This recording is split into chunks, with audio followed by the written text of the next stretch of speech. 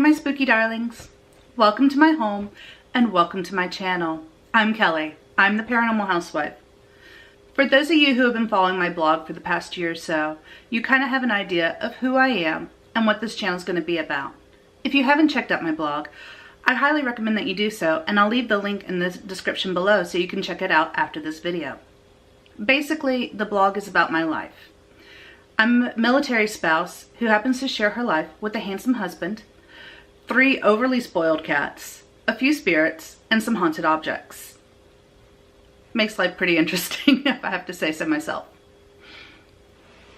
Also, I'm a paranormal investigator who has been doing the investigative side for over 15 years. I've lived with spirits all my life, and I've written about some of my experiences growing up with spirits in my blog. This channel will be an extension of my blog. Through this channel, I hope to share my life with you, parts that don't always translate very well into the written word, things that you kind of have to see to understand. I'm hoping to share with you the fun adventures that I get to go on, the interesting people I get to meet, the investigations that I go on, and also, of course, all things paranormal. My life is crazy and kind of unusual, but it's a lot of fun, and I love living my life, and I can't wait to share it with you. If you want to be a part of these adventures, be sure to press the button down below so you can subscribe to the channel. But enough about all that. I know the real reason you're here. You want to hear about the paranormal stuff. Okay, let's get into that. If you've been following my blog, you've noticed that lately I've been writing about the history of haunted locations and urban legends. On Tuesday, I wrote about why it's been mostly that. My life has been chaotic and crazy, and Mercury retrograde kicked my butt this time. But I really do want to share the paranormal stuff that's been going on. Part of the reason why I started this channel, actually. The past few months, the spirits in my house have been active.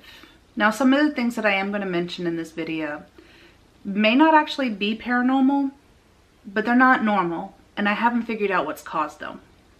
It's a lot of weird things, though. Some of it is typical for our spirits, some of it's not. If you follow me on Instagram, the first thing that I want to tell you about, I actually mentioned on Instagram. But before I get into that, I should actually probably explain to you about my house. We rent a 1900s farmhouse from a very nice police officer. We live in a very tiny town, and our neighbors are really nice, and everything's quiet. Despite our house being over 100 years old, the installation in it is very nice. So we actually have to run the heating very little, and it keeps the house really nice and toasty. This happened back around the polar vortex. I happened to be in the kitchen cleaning and getting dinner ready when I noticed that anytime I walked by the basement door, it was absolutely freezing. And I couldn't understand why. So I opened the basement door and noticed that the outside door that was down halfway down the stairs was standing open. That scared me. I ran downstairs and shut the door and went to go lock it and realized the door was already locked. So I'm sitting here trying to figure out why my door was standing open. The only thing I could think of at the time was the last time that Jeremy grilled, probably a week before then. He didn't shut the door all the way and it just popped open. Me, being happy housewife, not wanting to look too much into it, accepted that. Till I got halfway up the stairs. And then I remembered 3 days earlier, the cats were crying to go downstairs and play in the basement. For those of you who don't follow the blog, we actually have something that lives in the basement. I'll get into that into a future video, but that does kind of pertain to this story. We call the thing that lives down there basement demon. It's not really demon, there's nothing demonic, nothing evil. It's actually proven to be quite sweet and has been looking out for us. But the cats do like to go down there and play with it, especially Katniss. So 3 days prior to me finding the outside door open, the cats had asked to go down there, and I had let them go down there. Well, Villar, if there's any way that he can go outside, because he is a feral kitten, he will find a way. If that door had been open 3 days earlier, he would have been gone. I also would have noticed it because as soon as you open the basement door, you see the outside door. 3 days earlier, that door was shut. So I know that 3 days prior to it, that door was shut and locked. Now, I tried to sit there and think about the winds, but when I went outside, I realized the shed is blocking the door. So any winds blowing at the house wouldn't have been able to actually reach the door itself. I contacted my landlord and he stated that neither he or his partner, who owns some of the houses here in town, they've never opened that door. And they hadn't been there since probably before we moved in to mess with that door. I have no idea why that door was open. I haven't found that door open again since then. I'm guessing Basement Demon needed a night off. I don't know. But it does scare me that my door was open for who knows how many days. But thankfully none of my cats escaped and nobody broke in. So that's the positive for that. Another thing that happened probably about a week or so after that took place in the kitchen. Now, with it being a small country town, at night, there's not a whole lot of lights in our backyard. It just looks out into the neighbors' houses and the trailer park across the street. It's really quiet. So if you're standing at the sink and you look out the window, it's just pitch black. You're going to see your reflection and you're going to see anything behind you in the kitchen. I was sitting at the sink and I was washing dishes when I noticed something big and black fall behind me. And then I heard a thud on the floor. I turned around quickly, thinking it was going to be Bagheera, jumping from the refrigerator because he likes to sit up there. He wasn't there. There were no pots or anything that could explain the heaviness of the thud that I heard. I decided to walk around the house to see if I could find Bagheera in case he had run off, but he was on his heating pad asleep. I know it wasn't Valar, who's also a black cat, because he was sitting on the counter with me when it happened. Even he reacted to it. I have no idea what I saw and heard. I really don't. And I also haven't seen anything like that since then. Could be paranormal. Might not be. I don't know. Then a few weeks after that, we had an incident up here in our bedroom. Now, the mattress that we have, it's one of those memory foam mattresses. So if your partner rolls around, you really don't feel it. And it's really comfy. And I love it. One night, Jeremy was asleep. Me, being the insomniac that I am, couldn't sleep. So I'm awake. It's about 3 or 4 o'clock in the morning when all of a sudden I felt something jump up on the bed. It felt like one of our cats, but heavier. The weird thing is none of our cats were in the room that night. Jeremy and I are actually allergic to cats, and occasionally we have to kick them out of the room just because our allergies get so bad. And that happened to be one of the nights. Well, I felt something jump up on the bed, and I kind of picked my head up to look at the foot of the bed to see what it was. Same time that I'm doing that, Jeremy completely sits up, says, "Get down," kicks his foot, and then lays back down. There's nothing there. There was nothing on our bed. There's no cats, no nothing. The next morning, I tried to talk to him about it. He had no recollection of it. But I know that he was reacting to the same thing that I felt. I don't know what it was. About that same time, we had a weird thing happen. Now, my husband is a Marine, and one of the things that he does is he likes to keep a weapon by the bed.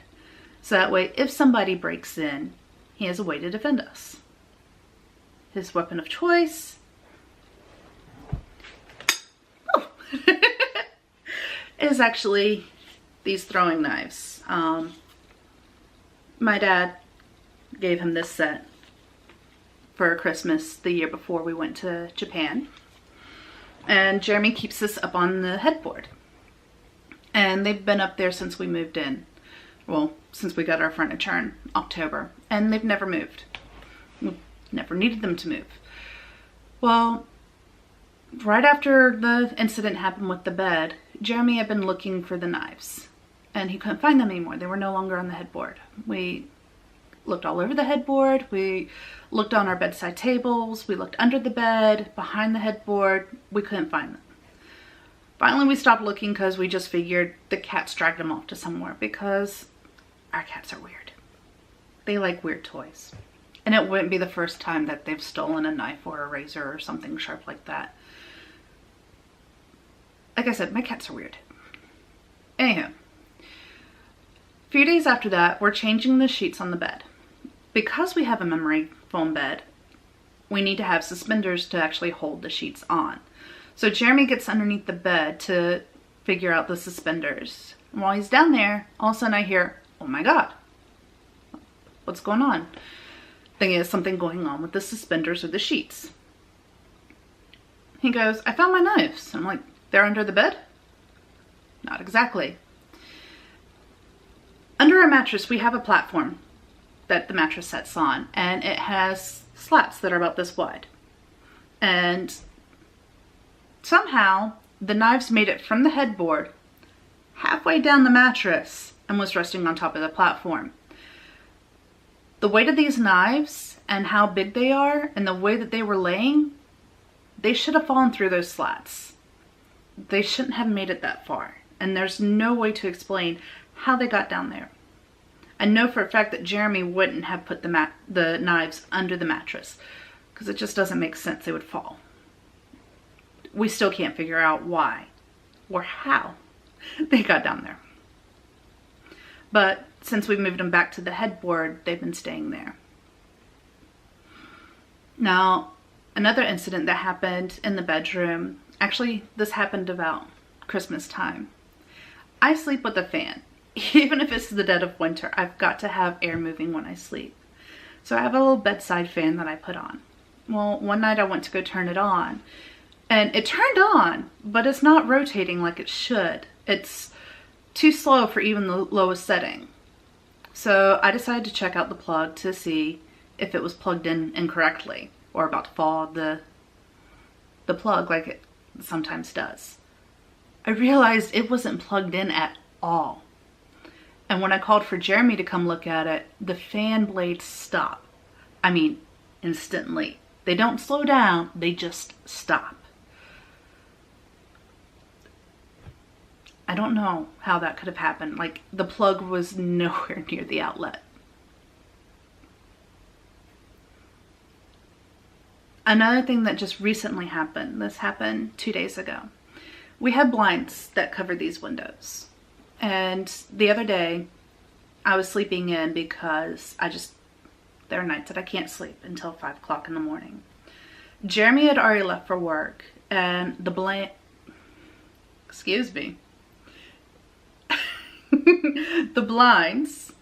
started hitting the window frame. I figured it was because we left the window open. So I was like, I'm too tired. I'm not getting out of bed. Let them hit. It wasn't until I got up a few hours later and started sitting down to try and record this video a few days ago that I realized the blinds that were smacking the frame were doing it again, and that the window behind them was shut.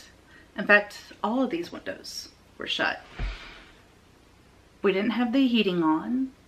No fans were blowing in that direction. There's no reason those blinds should have been moving.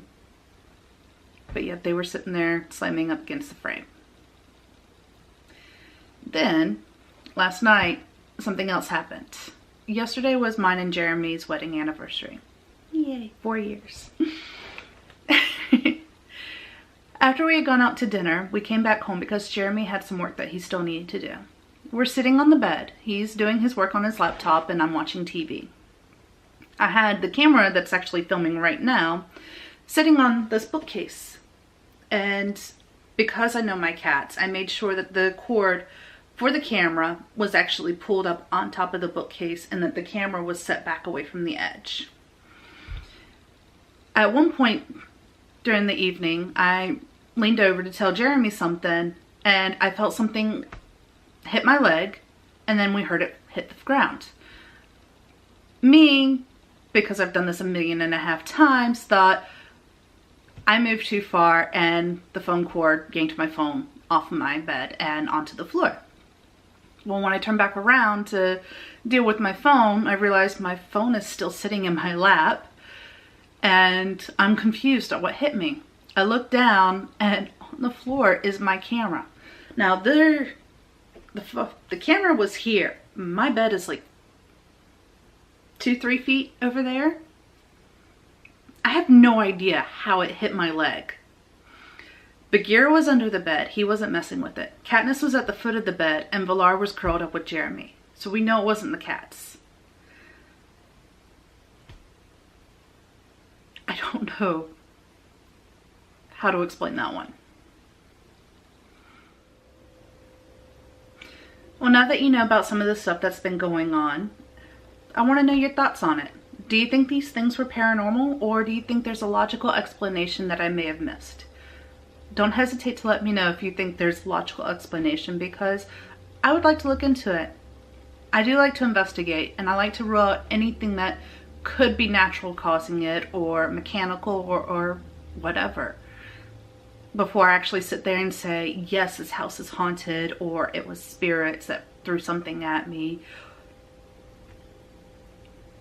I mean, I don't have blind faith that everything is paranormal. So let me know in the comments below what you thought. And if you have any suggestions for future topics or questions or suggestions on where to investigate or anything like that, let me know. Either leave it in the comments or shoot me an email. I'll put my email in the description below so that way you have that. Well, thank you so much for checking this out, and I will have more videos soon for you to check out as well. In the meantime, go look at my blog. I hope you find it as interesting as I find it. But in the meantime, have a good one. Bye, my spooky darlings.